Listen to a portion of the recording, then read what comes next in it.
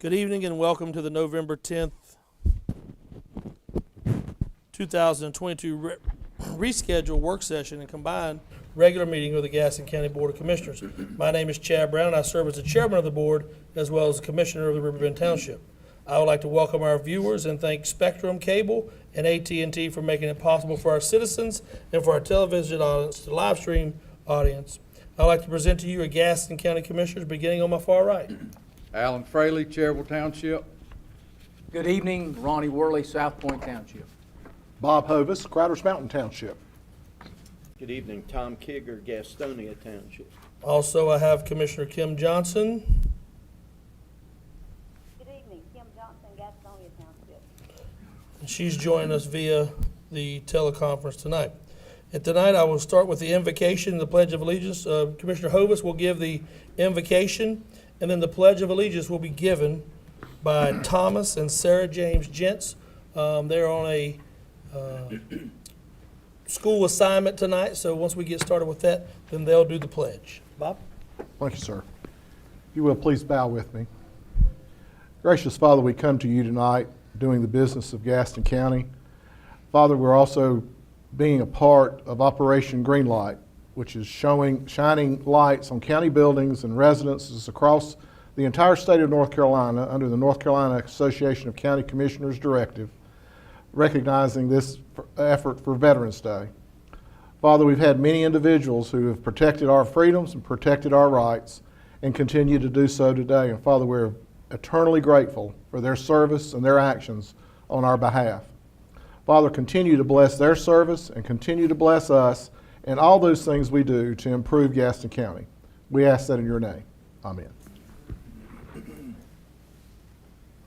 I pledge allegiance to the flag flag of the United States of America and to the republic for which it stands, one nation, under God, indivisible, with liberty and justice for all.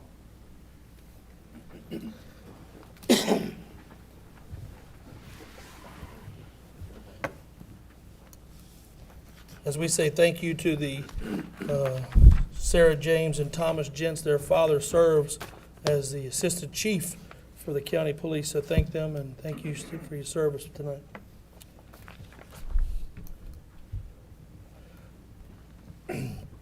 I will now call to order the November 10th work session, proclamations, commendations, and award. I will call on Commissioner Hovis to read the first commendation and proclamation. And I believe we have some folks here to accompany me, Ms. Crystal Walls and Tina Willis. And anyone else that would like to in reference to the homeless task force or whatever. I saw some folks, but if you don't want to join me, that's fine too. It's not a problem. Just come right back here, that's fine.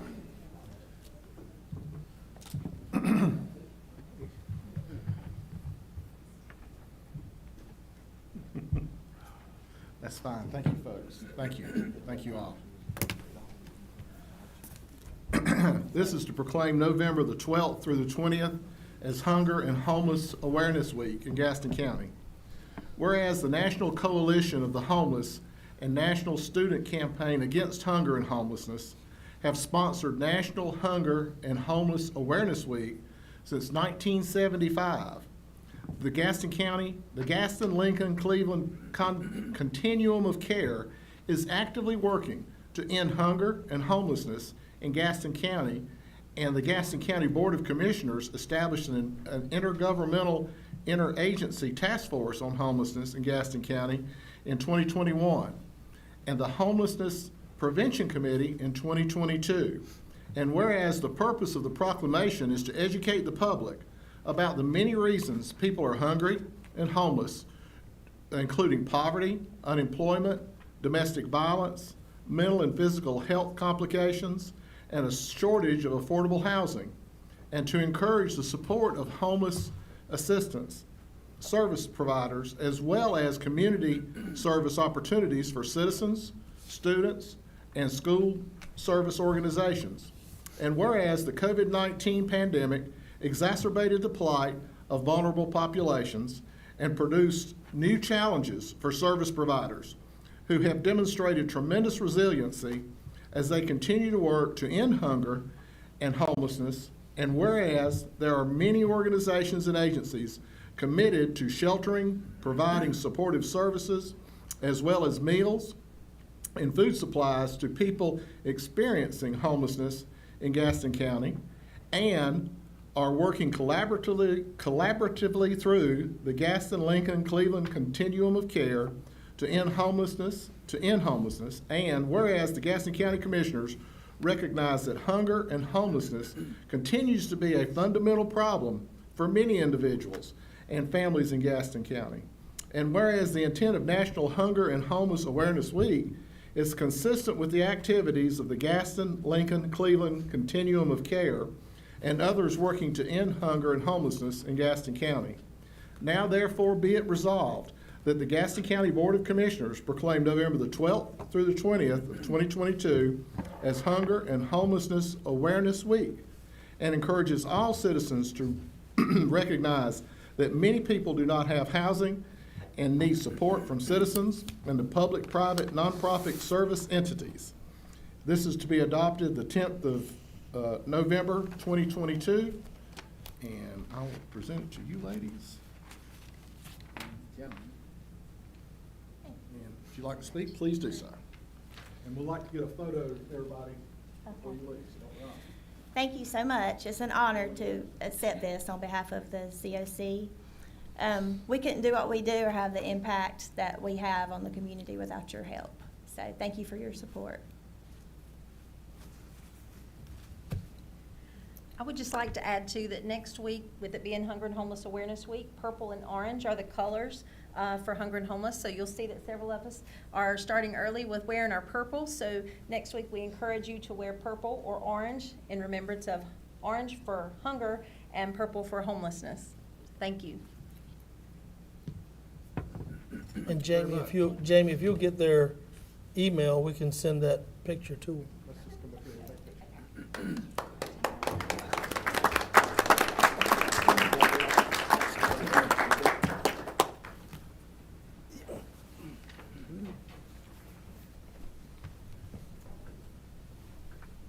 Squeeze together.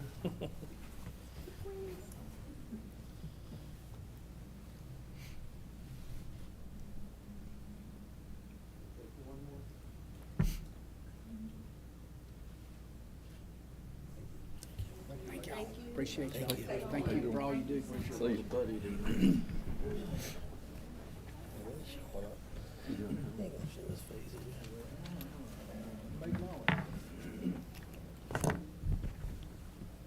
Well, Commissioner Worley is taking his making his way to the next commendation. I wanted to thank every veteran. Tomorrow, as we know, is a special day that we do reserve the right, and we wish everybody a happy Veterans Day and all those who served.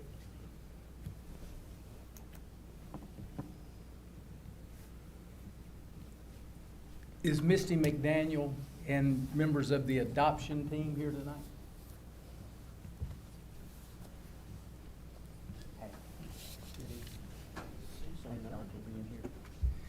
Well, this goes hand in hand with the last proclamation that Commissioner Hovis gave. This is to proclaim the month of November 2022 as Adoption Awareness Month.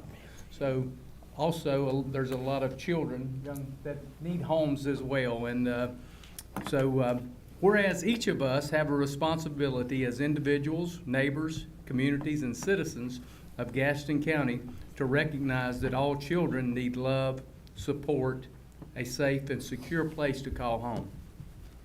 Whereas for children who are born into circumstances that cannot meet their ongoing needs, adoption provides healthy and loving families and environments which sustain children as they grow into confident and successful adults. Whereas families who choose the life-changing path of adoption make a meaningful and lasting difference in the lives of some of those most vulnerable children and young people in our society. Whereas not all children waiting to be adopted are newborns, many older youth who live in foster care also desire to be adopted. Whereas during Adoption Month, we celebrate all those adults and families who have welcomed a child into their hearts and into their homes through adoption, we express our profound appreciation for all who help make adoptions possible.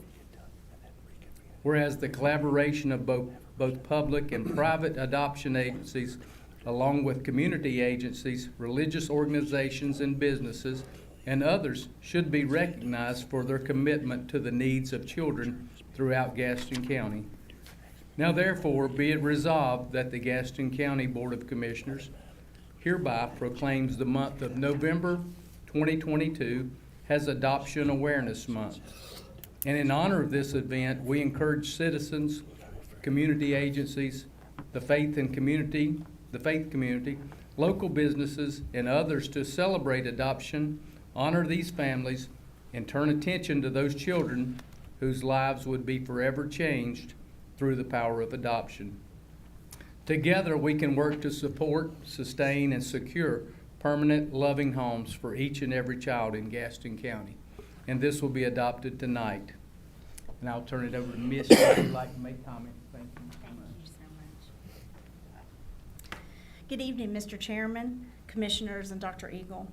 My name is Misty McDaniel, and I serve as the Program Coordinator for the Adoption Unit here at Gaston County Department of Health and Human Services. It's my distinct honor to accept this proclamation on behalf of the Gaston County Department of Health and Human Services adoption team and all the families that have extended their hearts and their homes through the adoption process. I'm honored and privileged to stand before you and share that since last November, our team has worked diligently to secure forever homes for 40 Gaston County children, and that number continues to rise. The adoption team and I appreciate the support of the board and the ability to celebrate November as Adoption Awareness Month. And on behalf of the children and families that we serve, we thank you.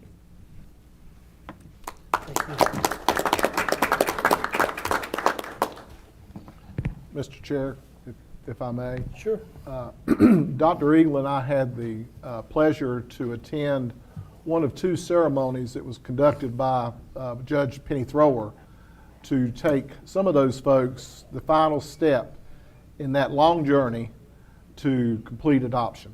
And I want you to know I've been to many weddings, I've been to a lot of other family functions, but I teared up quite a few times sitting in the back. That was an absolute wonderful experience. I'm only glad that Dr. Eagle told me she was stepping over, and I said, I'll go with you. Please invite the board when you have those again. This board would love to interface with those families and show our support of their activities and what they're doing for youth in our county and meeting a need that is sorely a part of what makes our community, our fabric of our community, what it is. And I want to say that personally because that was the best afternoon I've had in quite some time. But y'all put on a great program, and Judge Thrower was just spot on with every comment. And to see the joy and the love in those children and their extended families, it was wonderful. And people should see that. Actually, next time we should tape it and actually make it part of our broadcast so people can see that there is a true rainbow at the end of that tunnel. But thank you so much. Thank you, Commissioner Hovis. It is with great pleasure for the Gaston County Commission to honor citizens who have unselfishly given of their time, talent, skills, and energies in service as an appointee to one of our many boards and commissions. This type of service is the foundation for citizen involvement for our Gaston County government and is helping shape the future of our community. We gratefully acknowledge the work of the following individuals, and certificates of appreciation have been forwarded to them. Joseph Clemmer, Child Fatality Prevention Team. Andrew Cipher, Equalization and Review Board. James A. Burgess, Council on Aging, Block Grant Advisory Committee, Region F Aging. Daughtry Hopper, Transportation Advisory Board.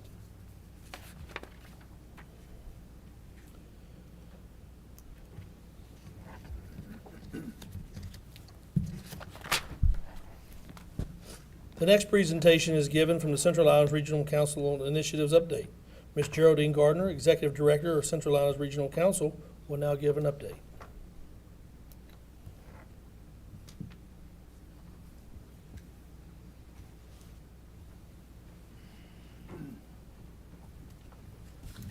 Good evening, Mr. Chairman, Commissioners, Dr. Eagle. I'm Geraldine Gardner. Delighted to be here this evening to provide a short update regarding Connect Beyond, our regional mobility plan. I believe I have a few slides. I think I have control here. Okay.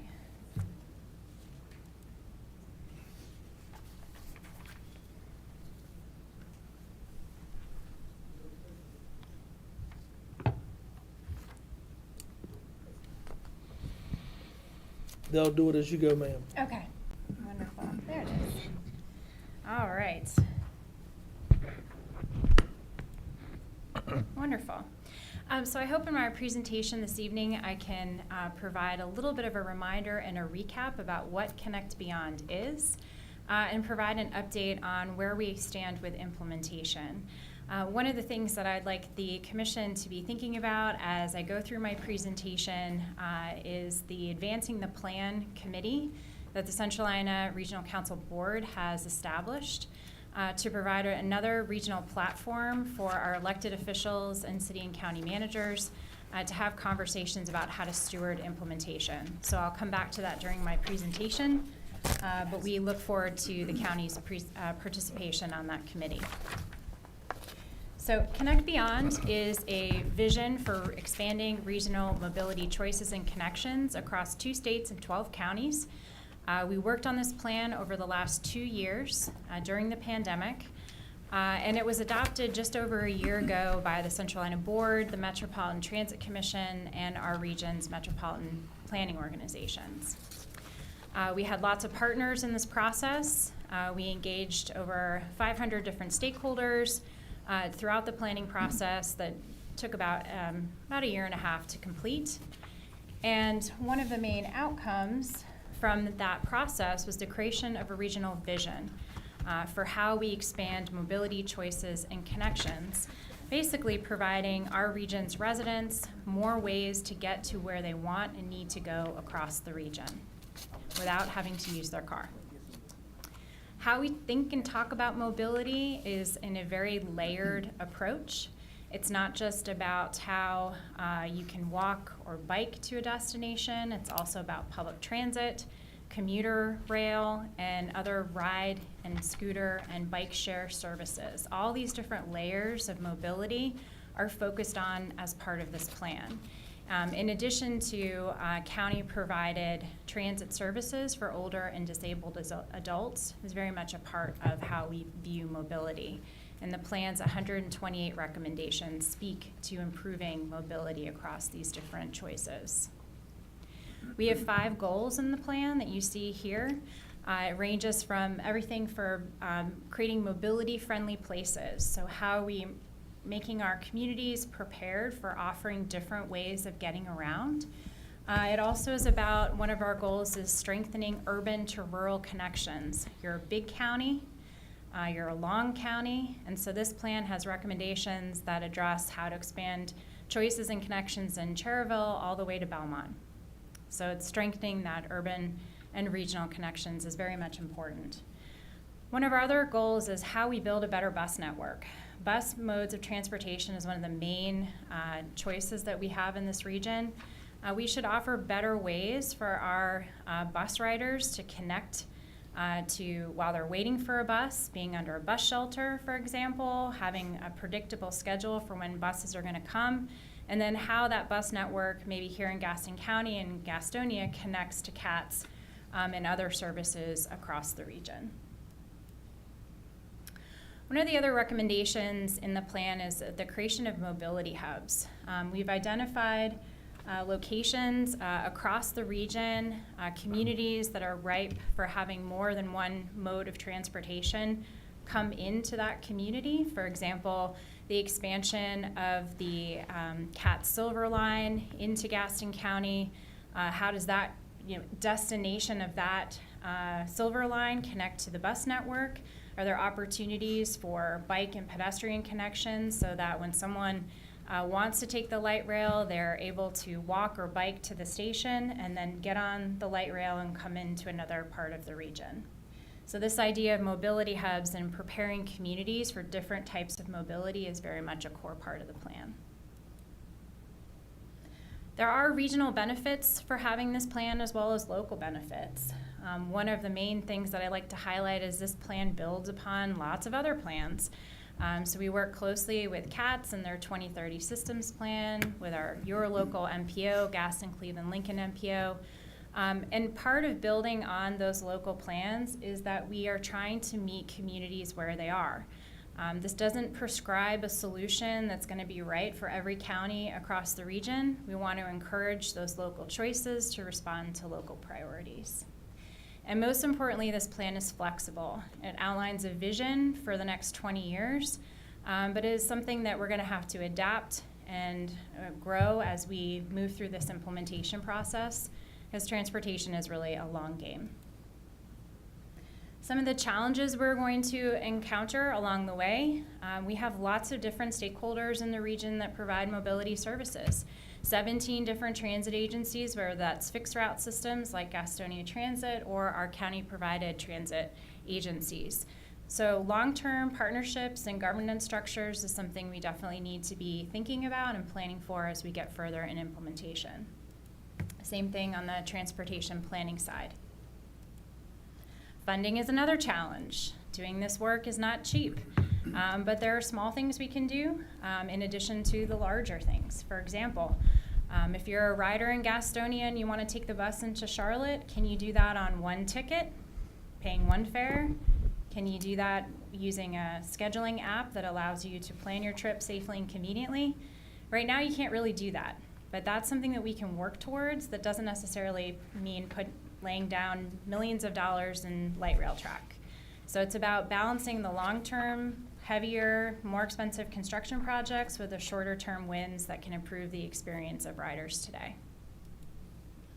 Framing is another thing we have to work on as a region. How are we speaking to our constituents and our public about the benefits of investing in different modes of transportation?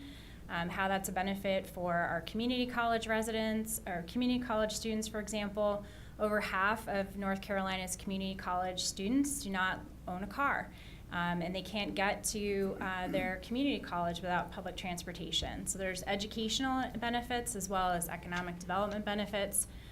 If we're continuing to grow as a region, which we know we are, how are we building mobility-friendly communities so that if folks move here, they don't have to buy a second or a third car to get around? So maintaining our momentum is really important. We invested a lot in creating this plan. We definitely want to see it implemented. So just want to end by highlighting a few things that we're doing to continue to move the needle on this process. I'm gonna skip that one. Oops, I lost my mouse. There it is. A big thing that's coming up in the next couple of months is start on a transportation demand management plan. That's just a fancy way of saying improving commuter connections and choices. So we're going to be working with employers across the region to develop a strategy and a program that will help them offer more choices to their workers. For example, a guaranteed ride home program. So if you take a transit mode into your job and something happens at home and you need to get home in an emergency, you get a voucher from Uber for a cab company to be able to make that trip. So there's lots of things we can do that are very practical that can enable commuters to take a different choice to get to work. So that is coming up. And we'll be working with the Tech Park and with Gaston Community College in particular in that planning process. Another thing I mentioned at the beginning of my remarks is our Advancing the Plan Committee. We've established this as an official subcommittee of the Central Ina Board. It will be co-chaired with the MTC, and we will be engaging our county and city elected officials as well as our managers in conversations around long-term partnerships and governance structures and funding to move this work forward. So that will be a platform for continuing the conversation at your level. And starting soon, some very practical things we're going to be doing is that regional scheduling and operations coordination study. That's that common fare and common scheduling across our transit agencies, as well as updating our connected and autonomous vehicle plan for the region. So I think that is my last slide. That's the website where you can read the full plan. I'm happy to answer any questions that you might have. I'm looking forward to our continued partnership with Dr. Eagle and all of you as we implement this plan moving forward. Thank you, ma'am. Any questions from the board? Commissioner Kiger? Thanks for coming out. A lot of what I'm hearing from you, a lot's going to be predicated or off the backs of the CATS system. CATS is broken. I mean, they're in debt. I think they're going to try to get another 1 penny sales tax to fund, but they can't get drivers. They miss trips. They get unprecedented absences. And since the pandemic, people don't want to ride it. Yeah. So it sounds, and I'm not trying to be critical, I hope we can do something better, but it seems like we're trying to build on something that's broken instead of fixing the broken part first. It seems like we're, putting the cart before the horse.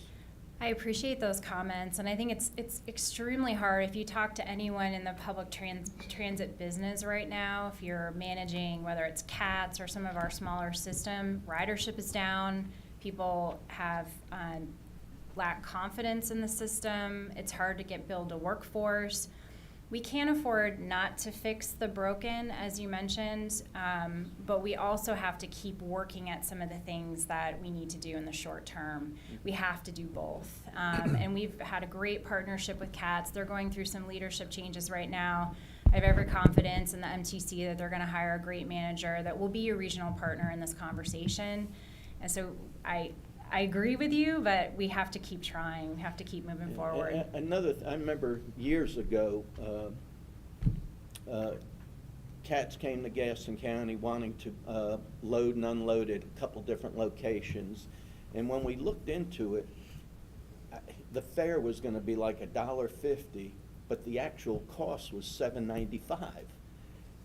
How can you sustain something that needs more and more all the time? Yeah.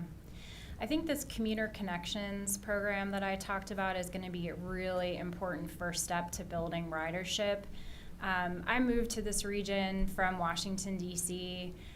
It got to the point in the district where you have to ride transit because no one wants to drive in their cars anymore. We're not quite there yet in this region, but we want people to take a different choice because it's safe, it's convenient, and it's affordable.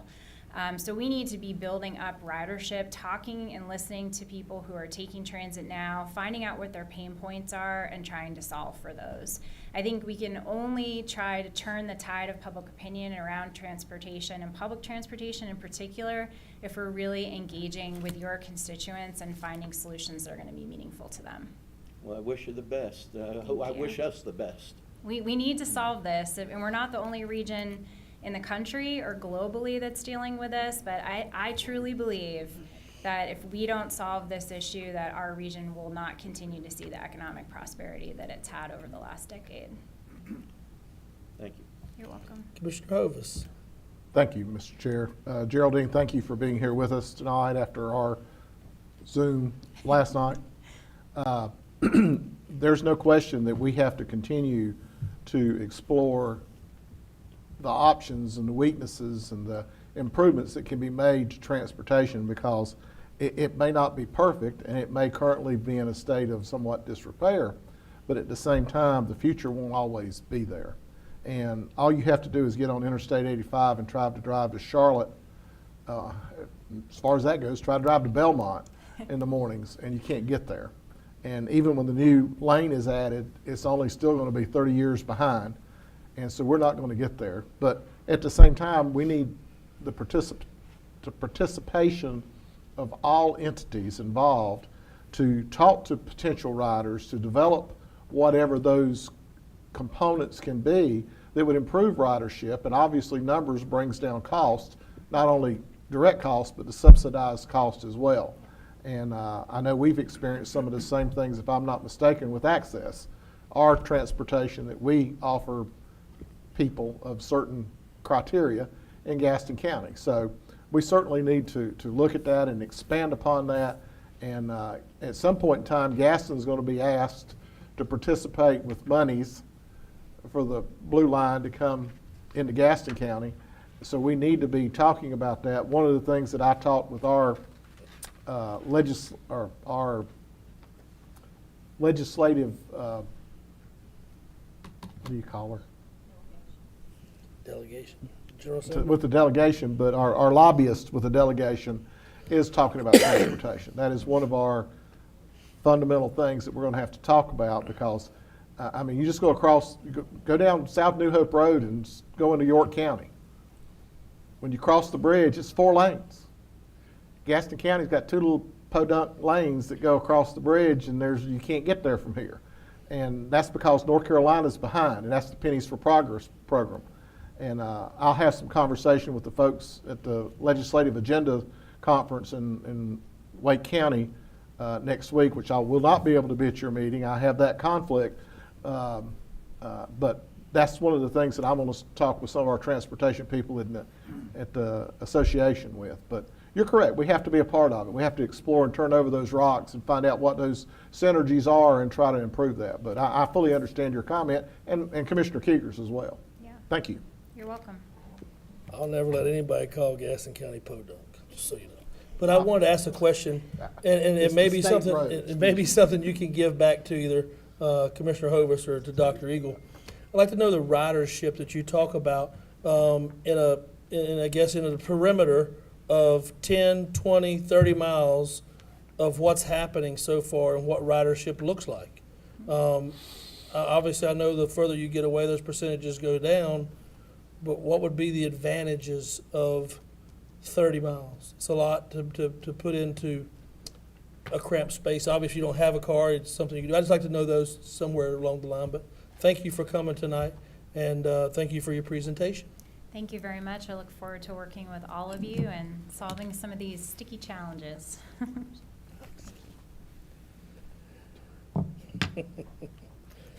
I was just poking a little fun at Commissioner Hovis, so we have a little fun today. That's the adjournment of our work session. This concludes our work session for tonight. The rescheduled regular meeting will convene immediately after we gavel it in here. But thank you for watching and having questions. Thank you to Angela for sitting in for Donna tonight. 704-866-3196. Sorry, I know that's loud. My microphone's on.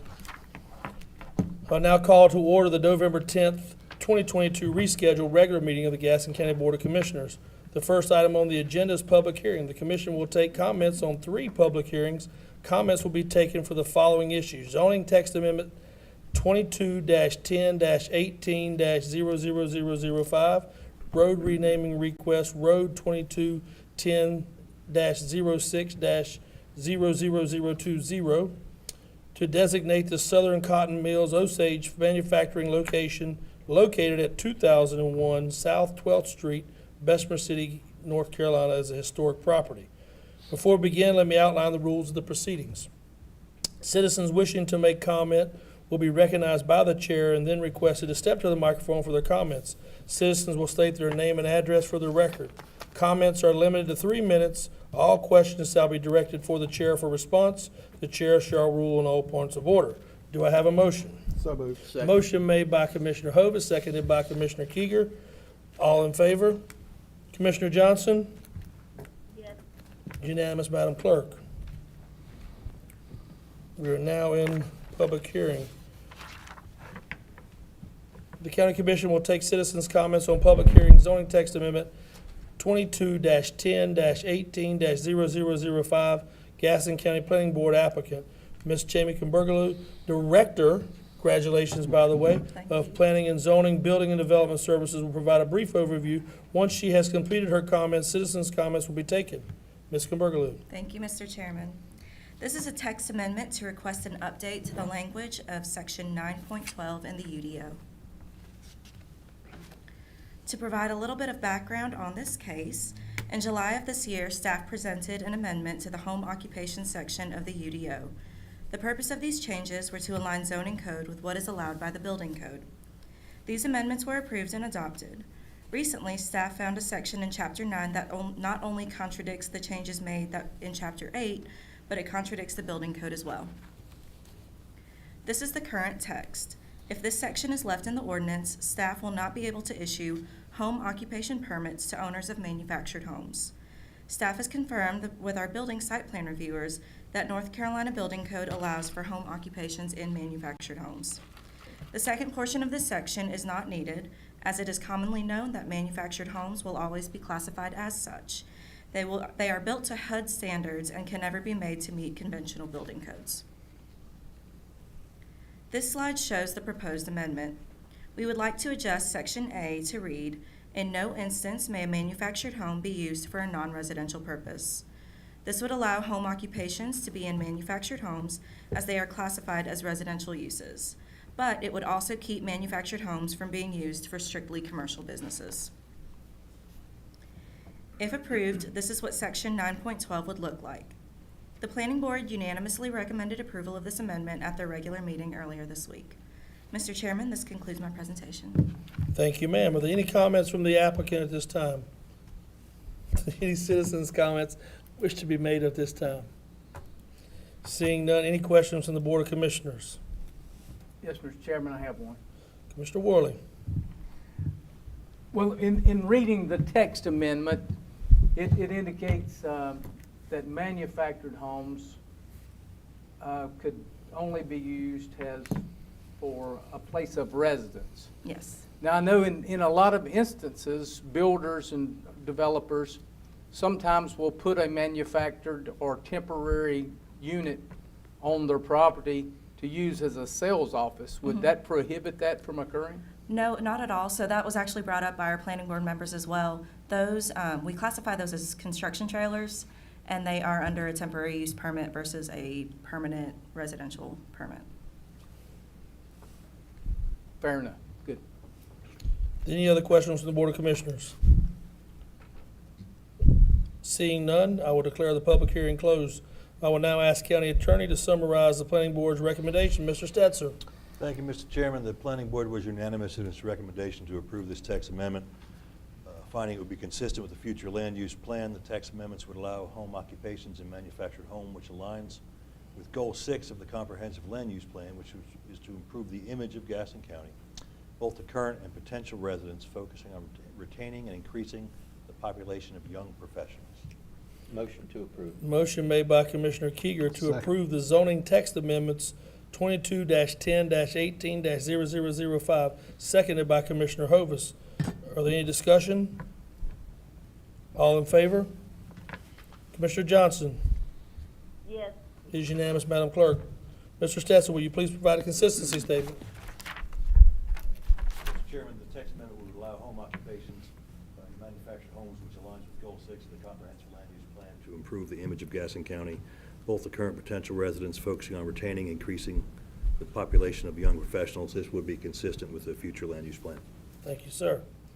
The County Commission will now take citizens' comments on public hearing road renaming request Road 22-10-6-00020 to rename existing state-maintained public road SR 2348, of which a portion is located in Gaston County's jurisdiction from Ryan Floral Access Road to Interchange Drive. I will now call on Ms. Jamie Kimbergaloo, Director, congratulations by the way, of Planning and Zoning, Building and Development Services, who will provide a brief overview. Once she has completed her comments, citizens' comments will be taken. Ms. Kimbergaloo. Thank you, Mr. Chairman. This is a request from Lane Holbert. She is requesting to rename an existing state-maintained road from Ryan Floral Access Road to Interchange Drive. A portion of this road is in the county, and the rest of it is in the city limits of Gastonia. Staff did research the request, though, and found out that the Board of Commissioners originally named this road in 1988. This first map shows the general vicinity of the subject site. The subject road is located in the northern part of Gastonia's city limits. The entrance of the road is in the county's zoning jurisdiction, and then the rest of it goes into the city limits. It is located in the Dallas Township and off of Friday Park Road. The next map provides an overview of the affected properties. The areas in the county are zoned I-2 and RS-8, and the property that is in the city limits of Gastonia is zoned I-2. Current uses include industrial, residential, and then there are vacant or undeveloped parcels along the subject road as well. This map provides an overview of the owners of the properties located on Ryan Floral Access Road. Mr. and Mrs. Clemmer signed the petition supporting the name change, along with the manager of the Dallas Industrial Partners Group. The property to the east that is owned by Setzer Beaufort L. and others is a vacant property and does not have an assigned address as of today. This is a list of the property owners that were notified with information about tonight's public hearing. Staff has not received any calls or inquiries about this request. The application for the name change request was accompanied by a petition that was signed by a majority of the property owners. Staff has confirmed that the proposed road name complies with E911 standards and does not duplicate any existing road names within Gaston County. Mr. Chairman, this concludes my presentation. Thank you, ma'am. Any comments from the applicants? Seeing none, are there any comments from any citizens at this time? Yes, sir. Please state your name and address for the record, please, as you come up. Thank you.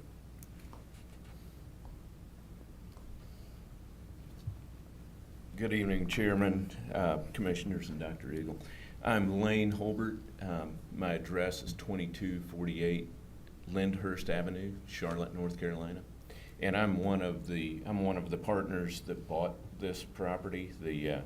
It's formerly the Ryan Floral Complex. Ryan Floral Access Road is a mouthful, and ultimately there will be multiple different companies in these 5-6 buildings on this property, and the main goal is to change it to something simpler. So that's why we're seeking change. And as I'm sorry, I forget your name.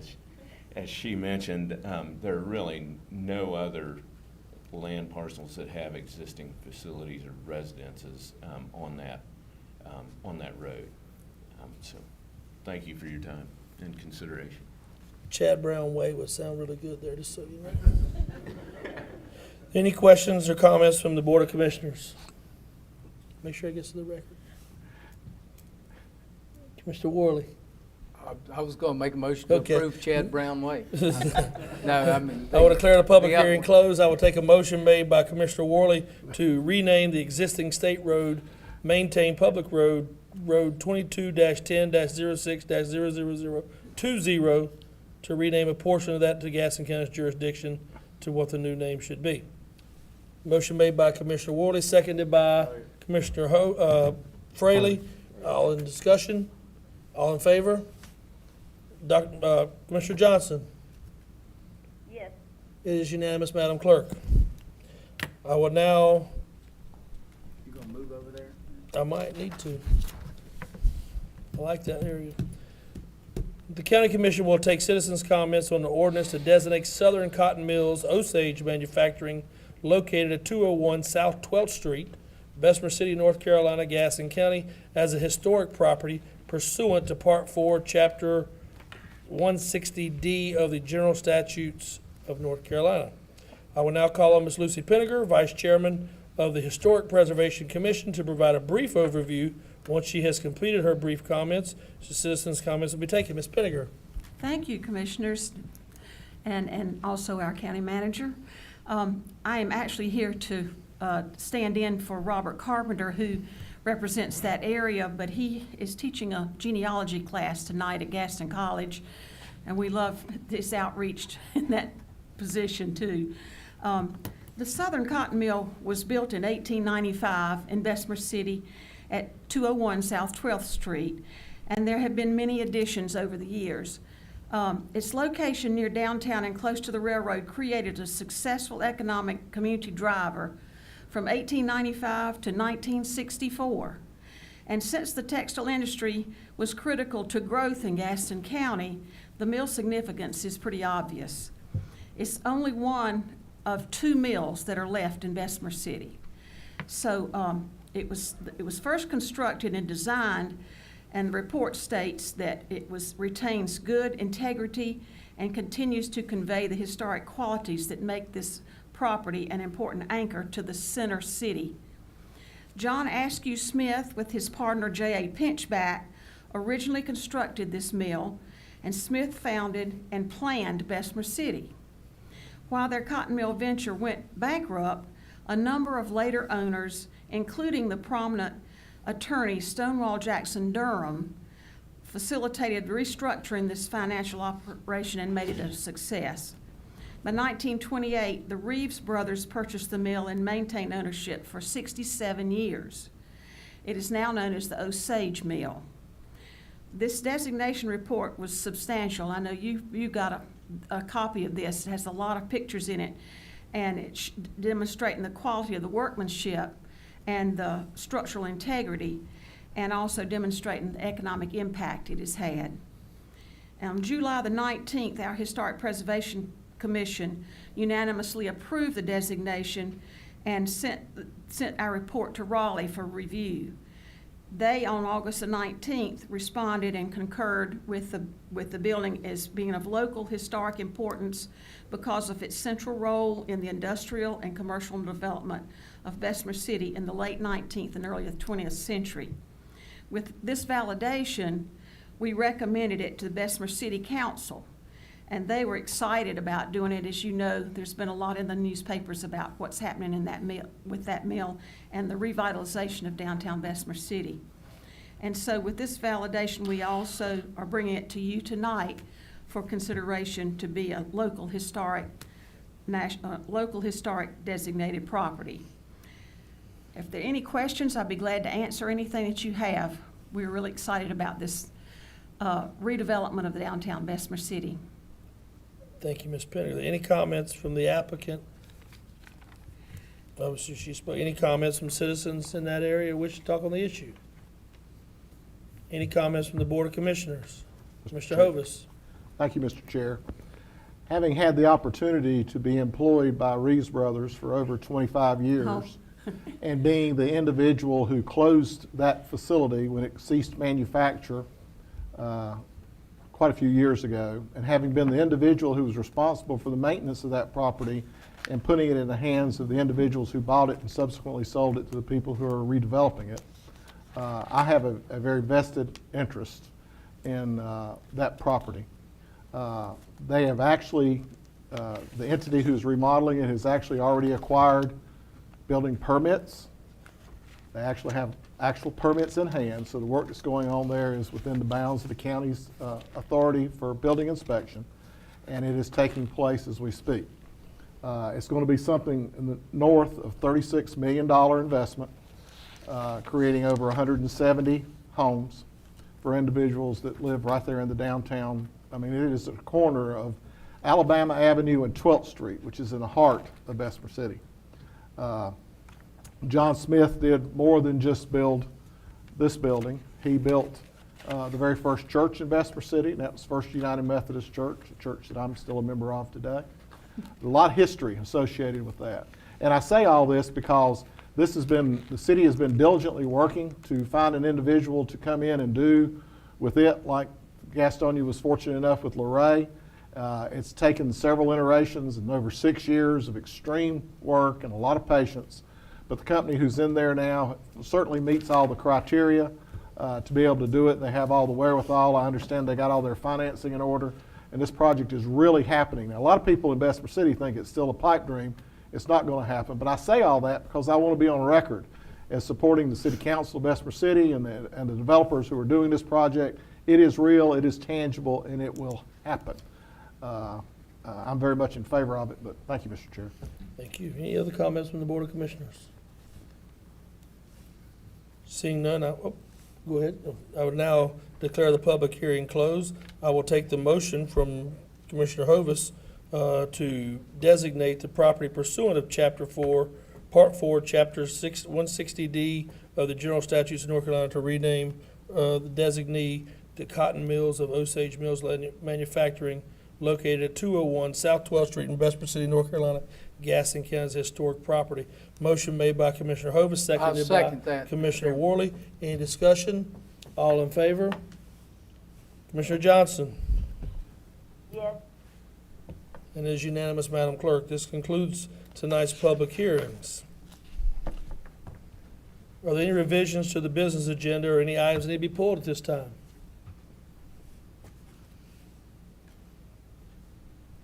Seeing none, I'll make that motion. Need a second? Seconded by Commissioner Kieger. Do I hear a motion to approve the business agenda with nothing pulled Motion made by myself, seconded by Commissioner Kieger. All in favor? Commissioner Johnson?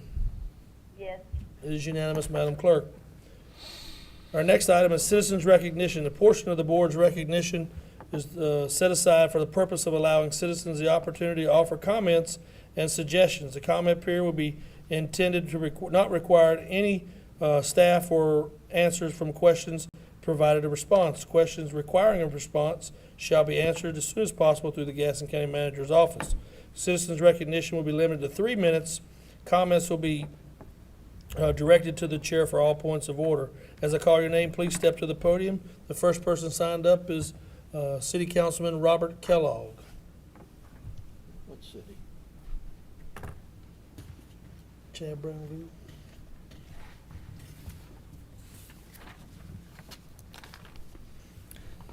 Good evening, Robert Kellogg. I reside at 1652 Lower Bethesda Road here in Gastonia. And I just wanted to come here tonight and take a few minutes to share my thoughts on your continued support of the County Homelessness Prevention Committee. And in order for everyone to get the full picture of the extent of your commitment, I would just like to take a few moments to go into the past. In March of 2021, the Gaston County Commissioners unanimously voted to implement a task force tasked with the responsibility of methodically and diligently reviewing the abundance of information, data, testimony, and expert advice in order to develop our own plan to prevent and end homelessness in Gaston County. As both a Gaston County council member, or Gastonia City Council member, who has been outspoken on the need for a collaborative effort to address the growing crisis, and as an individual who was working directly with individuals experiencing homelessness, I was honored to be a part of the first task force and to really dig into the who, what, when, where, why, and how of homelessness in our county. Thank you to Commissioner Philbeck for leading the task force and to all of the staff who worked diligently to make it happen. Dr. Eagle, you were really behind that, and I want to thank you from the bottom of my heart for all of your hard work. Dr. Greer, Mr. Vincent Wong, and Elizabeth, and so many others who really stepped up, and you are still making the difference with your passion and hard work. And at the end of that year, the task force presented a 56-page report to the county commissioners, and once again, you all showed your commitment to this cause, as well as your understanding of the depth of work completed by unanimously voting to accept the report and the recommendations. And then, you all voted to establish a committee to oversee the work that needed to be done and to make the recommendations a reality.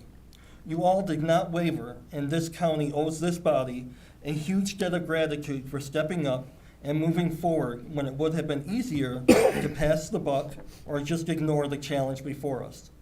You did not. And this county has become an example across the state on how a collaborative effort, including stakeholders and people with lived experience, can come together and make a difference in the lives of our most vulnerable residents. And I personally want to thank you all for what you have done, what you are doing, and what is yet to come. Thank you for taking the driver's seat. Thank you for having the political courage, and thank you for doing real things that impact the lives of real people here in Gaston County. Thank you all so much. Thank you for your effort as well, Robert. Do I hear a motion to approve the consent agenda with no items pulled? So moved. Motion made by Commissioner Hovis, seconded by Commissioner Kieger. Any discussion? All in favor? Commissioner Johnson? Yes. Unanimous, Madam Clerk. There were no items pulled from the agenda by the majority. I'm going to take a privilege. I'm going to go out of order just so we have it. Are there any other matters that need to come before this board? Seeing none, we voted tonight under the consent agenda to move the time of the December 13th combined work session to the regular meeting from 6 p.m. to 5 p.m. here in the Harley B. Gaston Public Forum. The Board of Commissioners induction ceremony and organizational meeting will be held on Monday, December the 5th of 2022 at 9 a.m. here in the Harley B. Gaston Courtroom Forum Courthouse. Preparations are now underway, and we will go into that next week, and we can't wait to see Ms. Cloninger get seated on the board. But I need to use a chairman's privilege and I'll read about the other Cloninger. If you'll please come up, Alan. Tonight, I'd like to take a minute for the board to publicly thank our outgoing sheriff for his many years of service to our residents. We're going to bring him up so we can just talk about him a little, maybe roast him a little bit about his long career. Sheriff Cloninger has been in law enforcement doing back in the 70s when he served as a Dallas police officer in the department, and then for 6 years with the Gaston County PD as a patrol officer. He later became a jail administrator for the sheriff's office after spending time in law enforcement career, beginning the service of the last 18 years as sheriff. Sheriff Cloninger has overseen the needed jail expansions and represented our county well at the North Carolina Sheriff's Association and other organizations in our state. His passion for helping victims of domestic violence as well as others is well known across the state as well as here in Gaston County. He has produced the #1 top caliber leaders in the Gaston Sheriff's Office, including our own Commissioner Johnson. We want to thank you for your years of service. You have put in the effort, and we wish you the very best upon retirement. Sheriff, I bring you to this meeting tonight to tell you you've done an outstanding job leading our community, keeping us safe, running our jail, but most of all, your leadership has been impeccable. I thank you for being a mentor to me, but there's a special place in my heart for the 3 meetings that you never forgot to come to and you made it to, and you know which 3 I'm talking about, so thank you. And from the bottom of our heart of this commission, we're going to talk about you a long time tonight, but I want you to tell us, what's Alan Cloninger doing?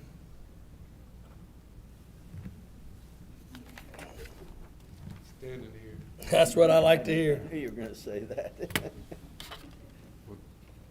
Tom, I had to look at the picture of you and your baby the whole time. Oh, really? Yeah, that's what's right here. You're kidding. That's coming up next. No, that's right there. But let's clarify, I'm 70, it's not my baby. You sure? It's my grandbaby. You want me to say so? I'm waiting on you. Well, I think the most important thing to remember right now is we're on the eve of Veterans Day. Today is the birthday of the Marine Corps League. We had the cut cake in the sheriff's office today. We've been doing that as an annual event. So before I say anything, I think it's important to remember our veterans because, as I just said at another meeting in Stanley, I wouldn't wear this uniform right now for sacrifice of those who died in combat, got wounded in combat, made sure that all the equipment got out there. So I just want to recognize our veterans. As for me, I'm just Alan.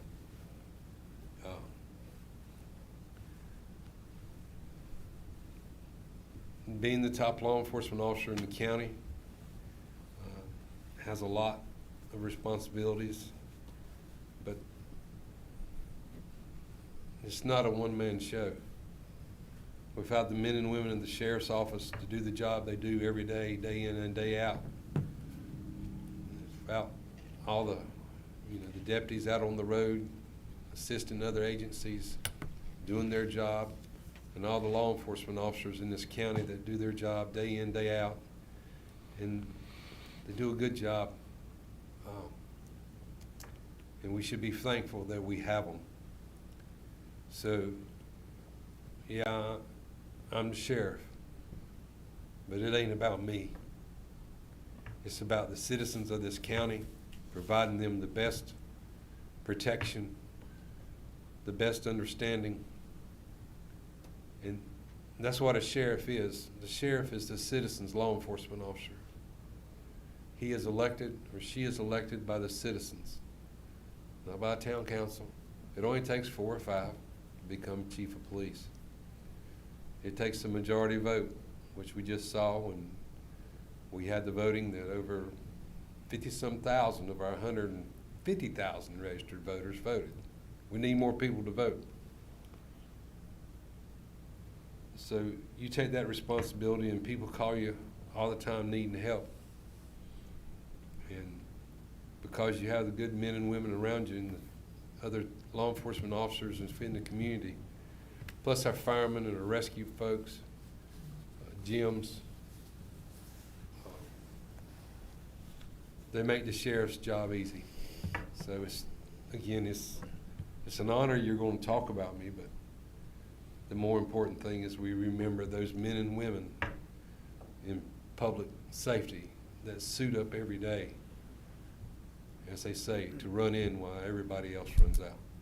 Thank you. Commissioner Johnson.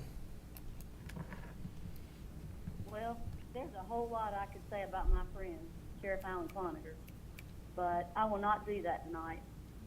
I have learned so much from him with his leadership, his guidance, and most importantly, his friendship to me over all the years. I met him when I was 19 as a clerk, and he was an assistant DA.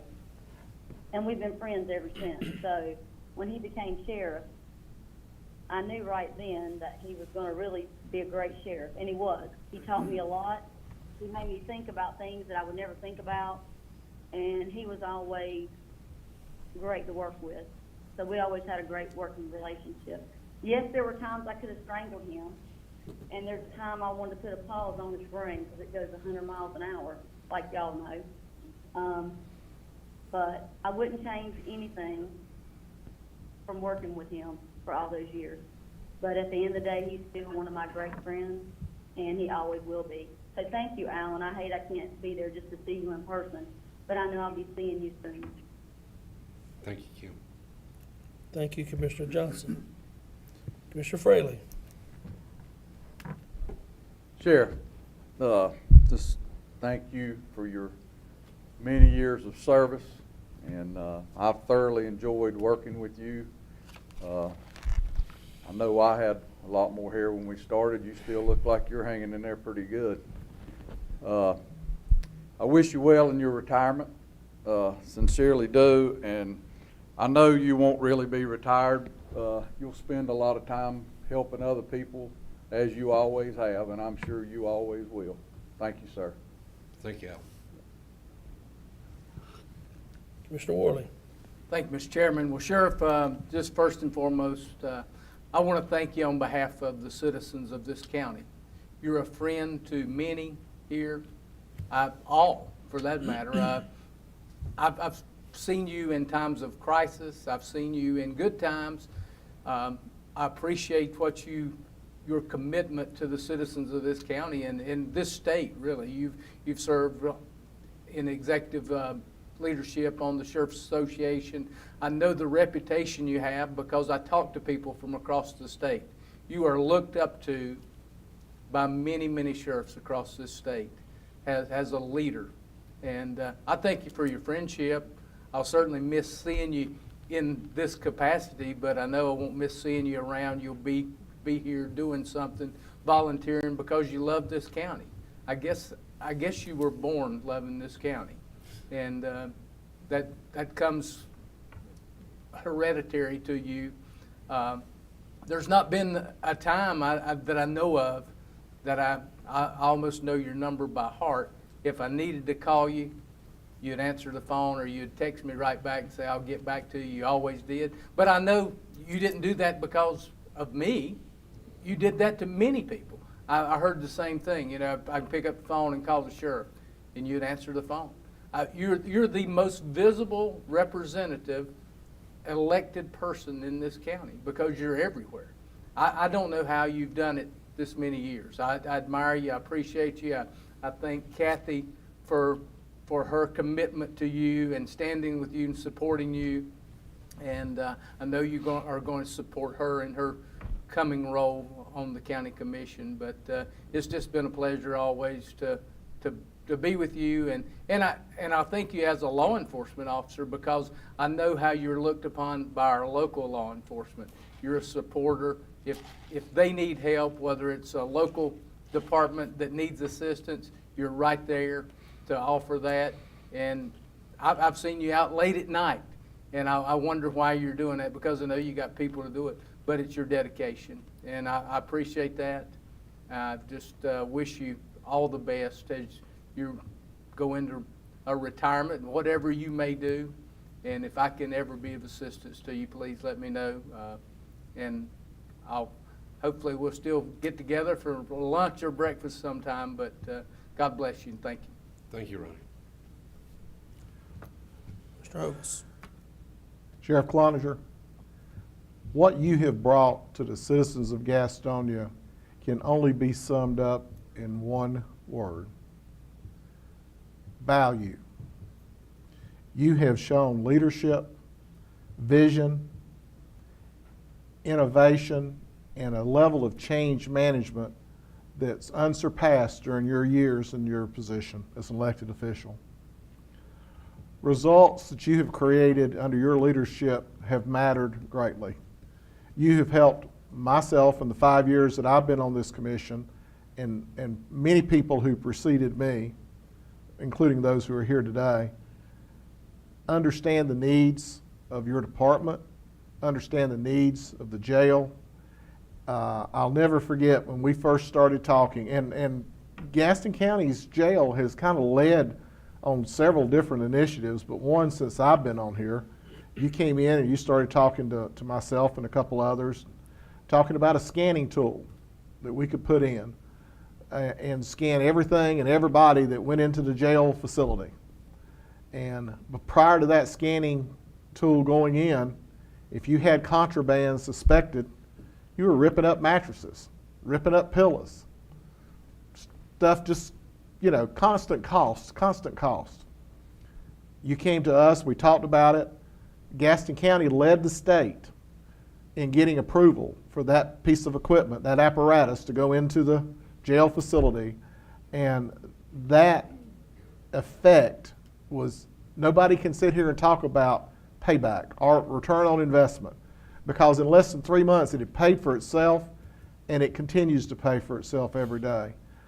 Not everybody embraces those types of technological changes when you think about law enforcement, but you did, and you brought that to us and this board. You didn't have to work too hard to sell us, because it pretty much sold itself. But those types of things that you have brought under your leadership is the value that I have seen in my many years prior and in the 5 years that I've been a commissioner. I appreciate your service, the results that you've given to the citizens of Gaston County, and you may not be in that position, but you're not going away, and we appreciate that. Thank you, sir. Thank you, Bob.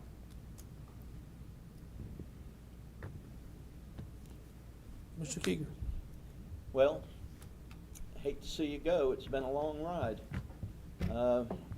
I think Mr. Worley mentioned he almost knew your number. I've got you on speed dial, and I appreciate the times that I've had to reach out to you for this, that, or whatever it's been over the years. I really do. I appreciate your concern for our family.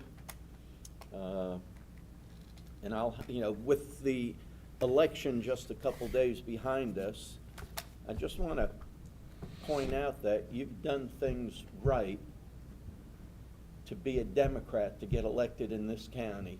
You've made a lot of friends on the other side of the aisle, and I commend you and compliment you on that.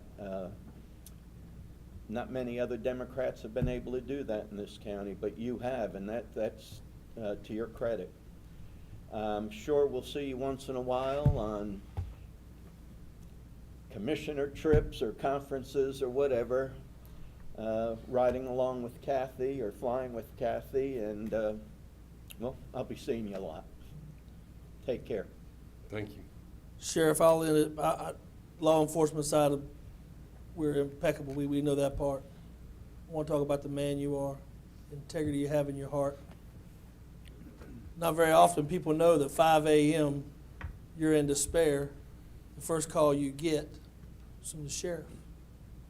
People don't know when you're going through the worst part of your life of divorce, the person who put me under his wing was the sheriff. I thank you as a friend because of all the times that you put that arm around me and said, let me talk to you. Let me tell you some things. Your mentorship has meant more to me in my 12 years than anything I could ever ask of you. I'm proud to call you a friend. Thank you. Thank you. But I would add one thing, probably, so I can sleep tonight. Kathy's been behind me the whole time, so, hey Kathy. But you have to have, and that's another thing that with our veterans, with the men and women of law enforcement, public safety, is their families behind them, that stand behind them. And Tom brought up something that I think is important. I've never looked at myself and made decisions based on parties. I made my decisions based on what I believed was best for the citizens of this county. From the 287G program to the handgun issues, to bringing drug treatment, to bringing high school and college into the jail. Those things that to benefit the county, but also to try to keep individuals who have broken the law, the inmate, from not coming back. Haven't been really great successful at that, but we've tried. So, again, it's not me, it's the men and women that do it every day, day in, day out. And those are the ones I think for making my term a successful one. So, thank you very much. Thank you. Thank you.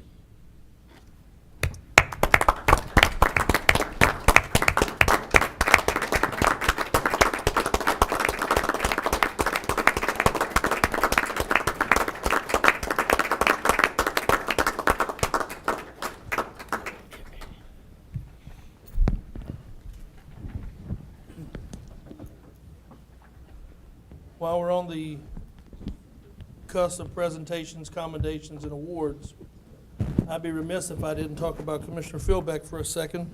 I'll talk about him too. Commissioner Philbeck could not attend this evening, but his resolution and awards, and he be received, as his time as chairman, he will receive a plaque with his gavel, and I think that may be on display over there, Angela, with that, and that'll be forwarded to him. Commissioner Philbeck came on this board in 2009, shortly before I did, and vastly, he's the reason that I'm sitting here today. And so I want to thank him for his friendship. I want to thank him for his time on this board, but I also want to thank him for his leadership while he was here. And so he will be have several things. Anybody wish to say anything on the record for that, other than what we've put in there and what we've had in the proclamation for him? Go back one page, so we go back here. Appointments, Commissioner Fraley. None, Mr. Chairman. Commissioner Worley.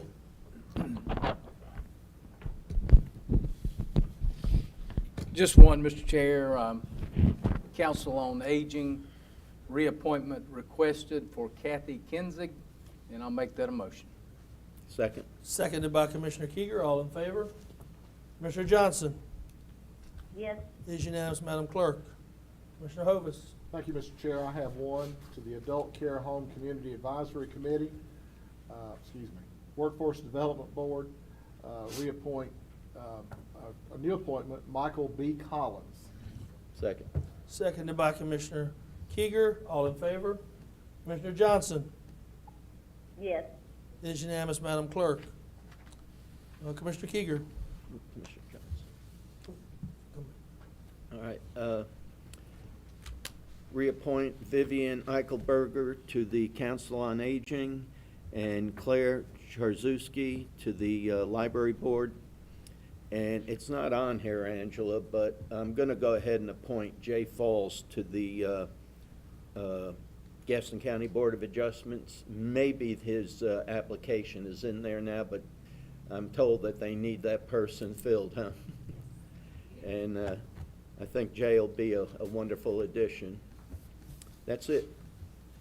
Motion made by Commissioner Fraley, motion made by you, and seconded by Commissioner Fraley. All in favor? Commissioner Johnson. Yes. Is unanimous, Madam Clerk. Commissioner Johnson, do you have any appointments? I see none on your list, so we'll. No, I don't have any. Thank you.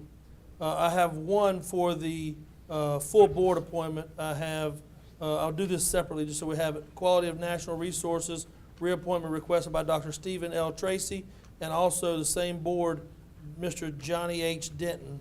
Second. Second. Seconded by Commissioner Kieger. All in favor? It is unanimous, Madam Clerk. Fireman's Relief Fund trustees, 11 appointments as indicated on the attached list that you had.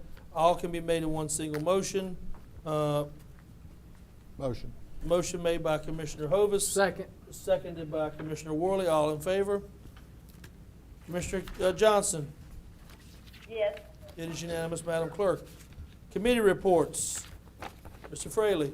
None, Mr. Chairman. Mr. Worley? Nothing tonight, Mr. Chair. Mr. Hovis? I have done, Mr. Chair. Mr. Kieger? No, I would just like to congratulate all those that put their name on the ballot and were successful, and those that weren't successful, thank them for trying. Commissioner Johnson? Nothing to report at this time. Before we move forward, I have no reports as well, but I would like to tell Commissioner Kieger, congratulations. Grandbaby, how many? It's number 4. There's the pictures you guys can see on TV. Oh, Lord. And the baby's probably not as suitable right now for this picture here with Tom, but Tom, congratulations. I know that's a big thing for you guys, and congratulations on that for spoiling them rich. How do they do that? How did you do that? I'm good. County Manager's report. No report tonight, Mr. Chairman. County Attorney's report. Not tonight, Mr. Chairman. Y'all making this kind of easy. Bill, I feel at that time, I think I got it right. To all the veterans in Gaston County and around the world, thank you. Tomorrow is a special day for you, but every day is a special day because of your service and your guidance and your love of a country, of a flag, and we can never repay you enough for the dedication you have for that. This concludes tonight's meeting for tonight. Thank you for watching. If you have any questions or comments, please telephone our clerk tonight is Angela. Thank you for sitting in. You can call Donna at 704-866-3196. Do I hear a motion to adjourn? Motion made by Commissioner Hovis, seconded by Commissioner Kieger. All in favor? Commissioner Johnson? Yes. Good night, veterans.